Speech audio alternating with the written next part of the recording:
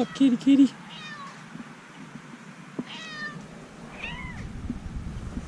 I wanted to talk to you today a little bit about the shaky head.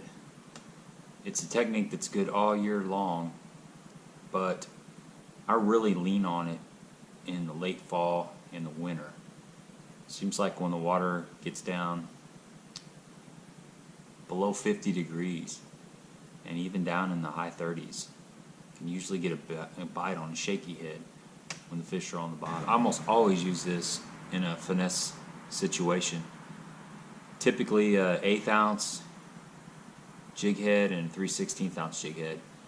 Some of the jig heads that I use are just a ball head and then the one with the screw lock. I'm using the big bite baits a lot, and I just picked up some from Dirty Jigs that I really like. I'll show those to you. So the big bite baits, it's just a ball head. It's pretty simple. And this Dirty Jigs, it's got the screw lock on it. It's got a different shaped head. It's more like a cobra type head. I just started fishing these a couple weeks ago, and Cedar Lake's got a lot of grass. It's right now it's kind of sparse grass if you're outside the main grass line.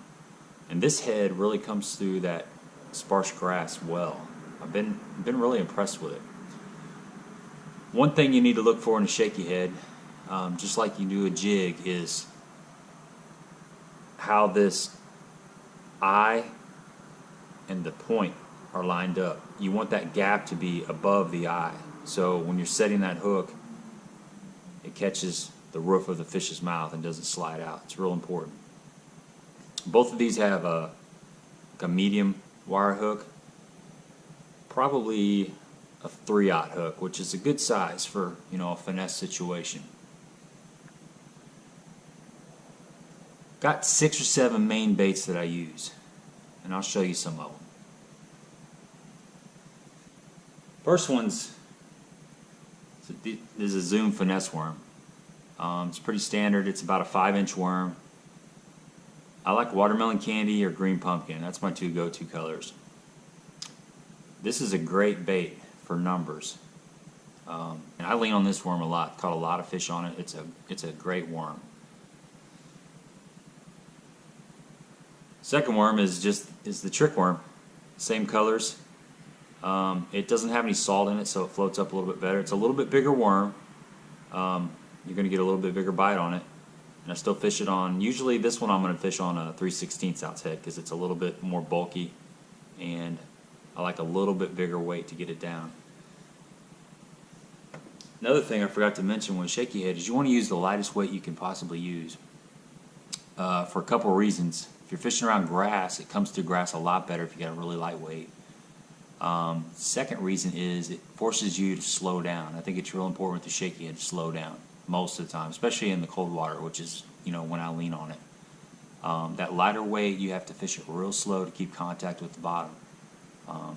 We always have a tendency to cover water and to move fast, and if you've got a heavier weight, you're going to move faster because you can.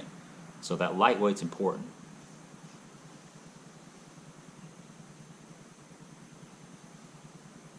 Another bait I fish a lot is like a 4-inch yum dinger. I don't know what it is about this thing. It doesn't look like much, but it really gets bit. And this is more for clear water situations. All these colors I'm going to show you are, you know, for 2 foot of visibility or better. If it's stained, real heavy stain, I'm going to go with like a June bug color or black. I've had luck with black, like a neon, you know, neon. It's like a black and red fleck.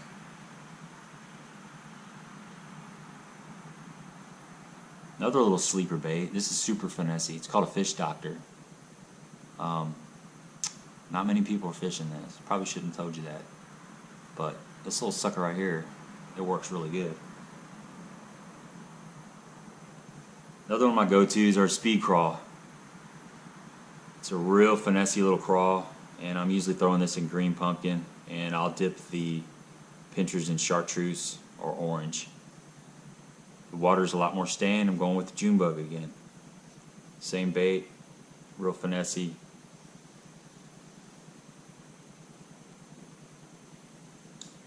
The last one of my finesse baits is a baby brush hog. I like a green pumpkin blue. And all these baits, some days they'll bite the worm, and they really want the worm, but a lot of times they don't want the worm. They want something that's more crawfish shaped. So I'll go to the speed crawl or I can go to this baby brush hog. And then some days they want that yum dinger. I'm not really sure why, but you just got to play around and figure out which one they want. You know, and this one here, this is more of a ledge deal or points in the summertime, but I just kind of wanted to throw this in. It's, you know, it's not a finesse deal. It's a kind of a power shaky head. You're going to be throwing like a 5/8 ounce head with a 5 or 6 odd hook. It's got the screw lock in it. This is a bull worm. It's a big worm. It's a 10-inch worm, but a lot of times I'll throw that the mag finesse worm on there, or the mag trick worm. It's really deadly when the fish are out on the points, but it's more of a summertime deal. I'll show you my setup for shaky head fishing. This is just a 7-foot medium rod. It happens to be a Bass Pro Shops rod. I've had this rod for about 15 years, and it's been a great rod. It does what it's supposed to. It's very sensitive. Just got this paired up with a Shimano Sahara reel, and I'm throwing 15-pound Power Pro braid in the high vis yellow. I don't like the 10 because it seems like it gets frayed really easy, and 20 is a little bit too stiff, so 15 is a good compromise. And I'm going to tie an 8 to 10 pound fluorocarbon leader, you know, usually 7 to 10 foot leader. I usually use the 8 almost always. If it's a real stain situation, or if I'm fishing around a lot of rocks, like say Kentucky Lake, I'll go up to a 10 pound. The knot I use to connect the braid to the fluoro is, I coined it a J. Blattell knot because my friend Jonathan Blattell showed it to me last year. I think it's really an Alberto knot, not 100% sure. And I've done a video on this, but I'll go ahead and show it to you again. It's really simple and it works great. It's held up really well over the last year or so. Alright, this is the J. Blattell knot, aka the Alberto knot. This represents your fluorocarbon leader, and the green represents your braided main line. So first thing you're going to do is take your fluorocarbon leader, you're going to make a loop, pinch it right here. Now you want to take your braided main line, come up through the bottom of that, give yourself plenty of tag line, and then pinch it all right here. Now you want to switch hands. What you're going to do is you're going to make 5 to 7 wraps of the braid around the fluorocarbon. So I'm just going to do 5, but I usually do 7. So we'll just do 5. So 1, 2,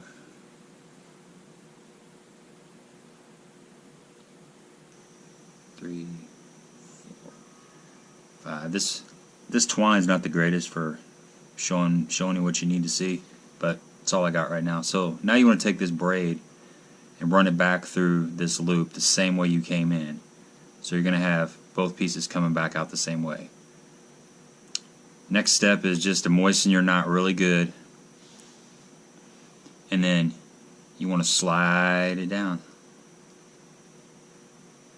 And when you got braid and fluorocarbon, it's really slick once you moisten it, so it'll all slide down nice and compact. And it'll end up looking something like that, really. It's a really strong knot. I'd kind of pull it like that, maybe moisten it again, get it cinched up real good. Then you want to take some scissors, and you can cut this tag off as close as you want. So you want to cut this tag off here, and also cut the tag off there. And you're set. It's a real compact knot. It comes through your guides really well. Check it out. I think you're going to like it. That's what the knot looks like when it's done. I've even got it a little shaggy. You could trim that up a little bit better, but 8-pound fluorocarbon, 15-pound braid. It's a nice compact knot. Really strong. So next time you're out on the water, especially this time of year in the winter, cold water situations, and you're not seeing a lot of fish suspended up off the bottom, which takes the jerkbait and the Alabama rig out of play. You know, those are two techniques that people lean on this time of year, and they do work. They're great techniques. caught a lot of fish on them. But sometimes those fish are locked in on the bottom. The shad are down deep. They're not out there roaming around. You're not seeing the bait balls. Try the shaky head, you know. Get you some 1/8 ounce jig heads, Zoom finesse worm. Rig your setup just like what I showed you. Go out there and try it. Fish it really slow. Not a lot of hopping. It's mostly just dragging, letting it sit for 5, 6, 7 seconds, and then pull it a little bit. When you feel that little tick, a lot of times they'll just pick it up and start swimming off with it. That's what was going on last time we were out fishing shaky head. You wouldn't really feel anything. You just have to watch your line and it would kind of move off. Just a little sweep set, kind of like a Carolina rig. It's not a hard set like a jig. You just lean into them and pull back.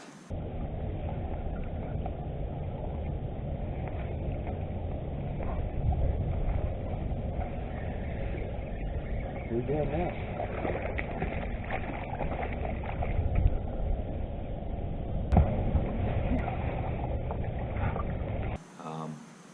It's a great technique, and go try it. So thanks everybody for subscribing to the channel. Hope you like these videos. Leave some comments if you want me to work anything else in, and really appreciate it.